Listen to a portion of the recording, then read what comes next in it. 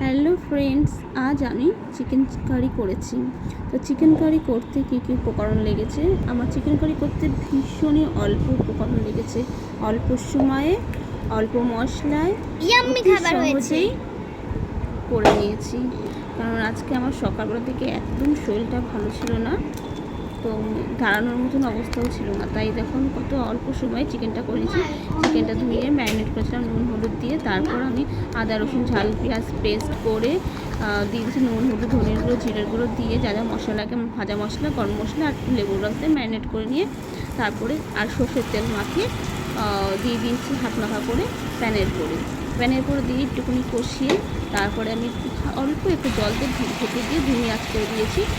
10 minute পর দিয়ে আমি ঢাকনা সরিয়ে দেখি আমার আলু আর চিকেন সিদ্ধ হয়ে গেছে। তারপরে দই ফাটিয়ে দিয়ে দিলাম, এরপর আমি চিনি স্বাদ মতন আর গরম মশলা দিয়ে দিলাম।